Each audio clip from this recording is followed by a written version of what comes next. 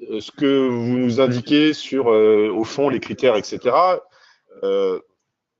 il y a enfin trois même niveaux à bien comprendre. Il y a les critères qui sont les grands axes d'observation des prestataires de formation. Ces critères seront fixés par un décret en Conseil d'État. C'est ce qui existe aujourd'hui à travers le décret du 30 juin 2015. Vous les connaissez. Il y a les 6 critères, plus un critère de nature réglementaire qui est rappelé dans le texte du décret du 30 juin, enfin, dans la codification qui va avec.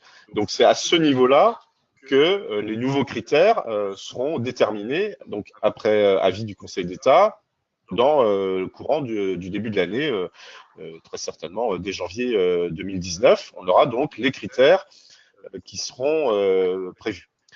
Ce qu'on peut donner comme indication à ceux qui nous écoutent, c'est qu'on est plutôt sur un enjeu de confirmation, de stabilité par rapport aux critères existants. Donc, il n'y aura pas de grande révolution par rapport à l'étape 1, justement.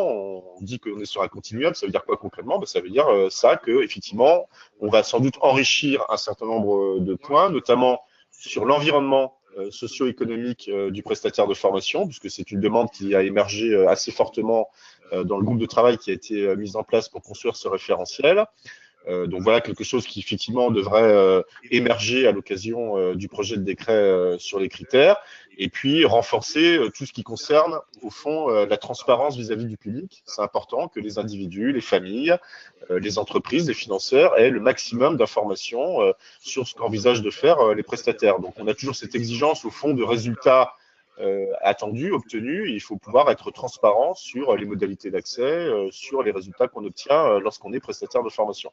Donc, plutôt une stabilité, mais des choses qui devraient enrichir les critères, et notamment du point de vue des résultats obtenus. Est-ce qu'on peut citer certains de ces critères? Est-ce qu'on peut rentrer dans le détail? Est-ce qu'on peut redonner quelques éléments, ou est-ce qu'il faut absolument attendre le décret? Alors, tu peux compléter quand tu veux, Béatrice. Ce qu'il faut comprendre, c'est qu'on est sur essentiellement l'ingénierie de formation. Hein. C'est là-dessus qu'on attend évidemment les prestataires de formation. Donc, tout le monde a bien en tête qu'on part de l'analyse des besoins jusqu'à l'appréciation des résultats. Et après, ce sont des mobilisations d'ingénierie, notamment individualisées. Hein, on en parle beaucoup, mais il faut pouvoir être au rendez-vous de ces modalités d'accompagnement des personnes. On n'accompagne pas de la même manière un apprenti, un adulte, un jeune qui est sous bonne justice, un demandeur d'emploi. Donc, il y a besoin, évidemment, d'individualisation, d'accompagnement, de former aussi ceux qui interviennent dans le champ de la prestation. Ça, c'est un critère qui est extrêmement important. Il ne faut pas que les prestataires de formation oublient, eux aussi, d'investir dans leurs compétences et dans le capital humain. Et je dis bien les intervenants, c'est-à-dire que je ne limite pas cette exigence aux seuls formateurs.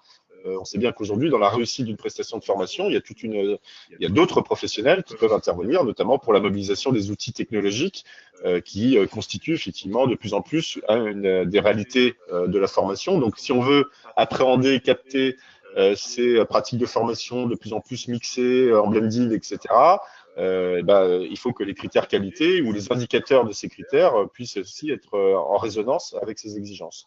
Oui, oui, je confirme totalement ce que dit Stéphane. Juste peut-être effectivement rappeler que en termes d'éléments de méthode, parce que là on est vraiment sur un projet en train d'être construit avec dans une démarche vraiment collégiale et partenariale qui associe le regard des prestataires de formation, dont effectivement des CFA, des centres de bilan de compétences, des accompagnateurs de VAE, et on a également été chercher les certificateurs et le COFRAC pour avoir justement une vision très complète de tous ces acteurs qui demain sont amenés à intervenir, à jouer un rôle majeur dans cet écosystème visant à la certification des prestataires de formation. Je crois que c'est important de le dire parce que du coup, l'écriture de ce référentiel, il a vocation à la fois à évidemment produire des indicateurs qui soient plus pertinents dans l'impact potentiel qu'ils vont avoir demain sur la qualité des prestations rendues, mais à travers des indicateurs qui sont aussi objectivables et vérifiables par les certificateurs. Donc ça, je pense en termes d'éléments de contexte, on est vraiment sur c'est bien de clarifier aussi le statut de ce référentiel. C'est un référentiel qui est un peu hybride, c'est-à-dire qu'il va à la fois chercher des éléments sur le process de management par la qualité, mais aussi des éléments sur la maîtrise du cœur de métier. Et donc, on est sur cet entre-deux, hein, mais sans pour autant être un référentiel métier. On n'est pas sur une certification de personne. Ce qui peut-être parfois a pu générer de la frustration ou de l'incompréhension, notamment de la part des prestataires de VAE ou de bilan de compétences, parce que le référentiel n'a pas vocation à loger les actes métiers dans toute leur richesse, dans toutes leurs dimensions. On est vraiment sur une logique de tronc commun qui sécurise la qualité des prestataires. Alors, ce qui n'empêche pas, puisque c'est un des objectifs de ce référentiel, précisément de monter à un niveau de généralité tel qu'il est en capacité de concerner et de parler à ces 4 types de prestataires-là, il n'empêche qu'on est sur une logique de tronc commun qui est effectivement très structurante de l'écriture du référentiel, mais que les spécificités métiers de ces prestataires, on essaye de les embarquer au mieux. Et de ce point de vue-là, il y a plusieurs modalités, plusieurs façons de le faire qui sont à ce stade retenues par le groupe de travail, hein, les différents groupes de travail qui sont dédiés à l'écriture de ce référentiel.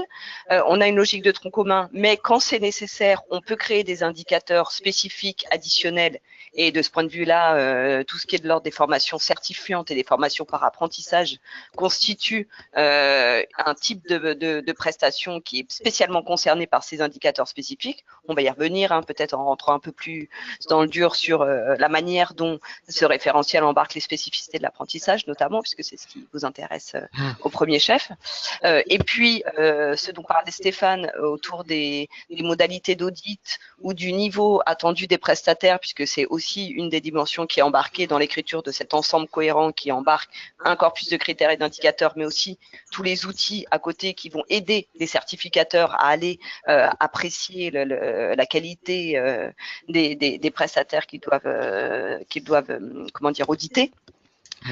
Tous dans ces modalités d'audit, tous ces niveaux attendus, on va pouvoir aussi apporter des précisions métiers sur notamment les actions d'apprentissage qui permettent d'être le plus congruent, le plus fin et proche possible des prestations d'apprentissage. Alors, juste par rapport à ce que disait Stéphane, on est effectivement dans une logique de continuité par rapport à cet exercice de réécriture des critères. En tous les cas, on reste, mais il y a évidemment la volonté de franchir un pas supplémentaire.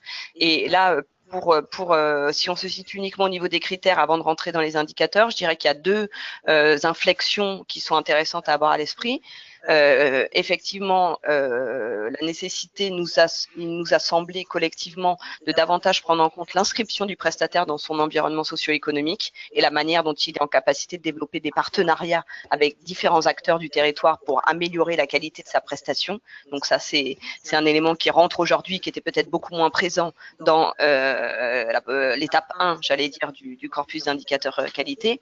Et il y a une deuxième dimension qui est d'essayer de davantage pousser les prestataires, parce que l'idée c'est aussi de tirer tout le monde vers le haut, hein, vers une logique d'amélioration continue. C'est quelque chose qui est plus prégnant dans le référentiel en train d'être élaboré qu'hier. C'est-à-dire que très pratiquement, hier, un des critères consistait à être sur la prise en compte de l'appréciation des stagiaires.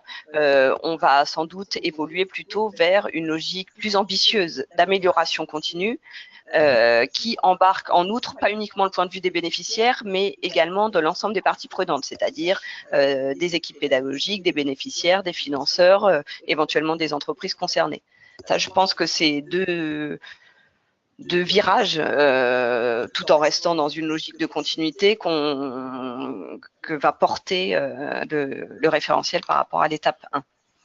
Et puis après, pardon. Allez-y. Ça, c'est plus au niveau des critères. Et puis ensuite, si on veut rentrer plus, il y a certaines dimensions, effectivement, dans cette fois davantage les indicateurs qu'on veut peut-être plus mettre en avant parce qu'on a constaté que ça correspondait aussi à des fragilités chez les prestataires de formation et que c'était plutôt des conditions de réussite, nous semble-t-il, à terme des actions financées en bout de chaîne. Ces dimensions sont à la fois l'analyse du besoin. Ça, c'est quelque chose sur lequel on insiste beaucoup dans cette étape 2, parce qu'il nous semble que c'est la brique de base qui va permettre derrière d'individualiser la prestation.